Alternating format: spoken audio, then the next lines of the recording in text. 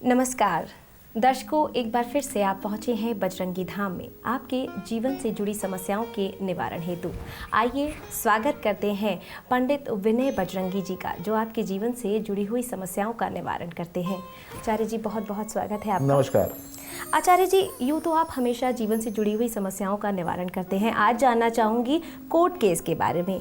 क्या किसी व्यक्ति की कुंडली कोर्ट केस को लेकर, क्या किसी की कुंडली प्रबल और निर्बल हो सकती है? जैसे कि एक उदाहरण के तौर पे देखते हैं, एक व्यक्ति किसी के ऊपर कोर्ट केस करने जाता है, क्या वो कुंडली के माध्यम से पहले ही ये जान सकता है कि क्या उसे हानि होगी या लाभ होगा? बहुत अच्छा प्रश्न है आपका, और ये बात जो है वो आपकी कुंडली बताती है। मैं यहाँ बताना चाहूँगा कि आपकी कुंडली के अंदर विशेष भाव होते हैं। छठा भाव होता है, अष्टम भाव होता है। जो आपके जो एनिमीज़ हैं वो कितने प्रबल हैं, वो कितने बलिष्ठ हैं, इसके बारे में सूचना देता है। आप कितने सबल हैं, इसके बारे में आपका जो लग्न है वो सूचना देता है। जब हम आपकी कुंडली को देखते हैं, और ख़ासकर इसके साथ जब हम D10 को देखते हैं और D30 को देखते हैं, तो हमको ये जानकारी प्राप्त होती है कि आप जो है ये किसी के ऊपर यदि कोर्ट केस करने जा रहे हों या आपके ऊपर कोई कोर्ट केस हो रखा हो, तो उसमें आपको विजय प्राप्त होगी कि नहीं होगी। और सबसे बड़ी बात इसके अंदर ये भी है कि वो विजय जो प्राप्त आपको होगी, उसमें जो अंतराल होगा, जो समय लगेगा, वो समय कितना लगेगा।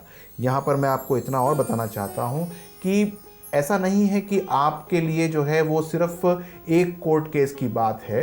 यानी कि यदि आप 10 कोर्ट केस अगर आपने कर रखे हैं, तो हर एक कोर्ट केस के बारे में अलग तरीके से कुंडली का विवेचन होता है और आपको बताया जाता है कि उस कोर्ट केस में आपको ये लाभ होगा और उस कोर्ट केस में आपको ये हानि होगी।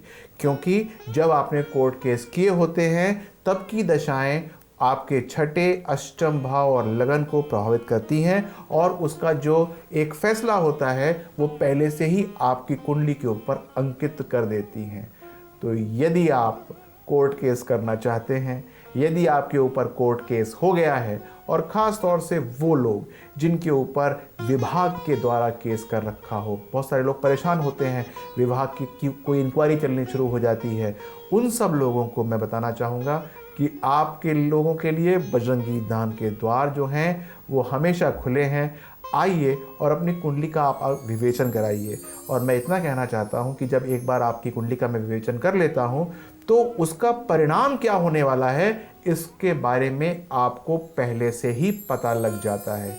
यदि आप जीतने वाले हैं तो आप अपने केस को बहुत अच्छा स्ट्रॉन्ग बनाना शुरू कर देते हैं, और यदि आप हारने वाले हैं तो आप जो है दूसरे केस की या एक सेकेंडरी केस की भूमिका के ऊपर काम करना आरंभ कर देते हैं। आचार्य जी, यहाँ पर मन में एक सवाल है कि क्या कुंडली के माध्यम से कोई जातक अपने केस को मजबूत कर सकता है? अच्छा, बहुत अच्छा प्रश्न है ये। और वास्तव में आपके जीवन में कोई भी परेशानी आ रही हो, बात कोर्ट केस की नहीं है, किसी भी केस की बात है, यदि आपके ग्रह जो हैं वो निर्बल हैं, तो उपायों के माध्यम से उनको हम सबल तो कर ही सकते हैं ना। तो यदि आपके ऊपर कोई केस थोपा गया है और आपको लगता है कि इसके अंदर आप इतने बलिष्ठ नहीं हैं, तो मैं आपको उपाय बताऊंगा, आप वो उपाय कीजिए और देखिए कि आप किस प्रकार से विजय को प्राप्त करते हैं। आचार्य जी, हम हमेशा बजरंगी धाम में आते हैं, बहुत कुछ नया जान के जाते हैं। आज हमने जाना कि किस तरह से कोर्ट केस से एक व्यक्ति बच सकता है, अपने केस को स्ट्रॉन्ग कर सकता है, अपने साथ होने वाली हानियों को वो कम कर सकता है। उसके लिए बहुत बहुत धन्यवाद। जय बजरंग बली। हम फिर हाजिर होंगे एक और अंक में एक नए विषय के साथ। दीजिए इजाज़त, नमस्कार।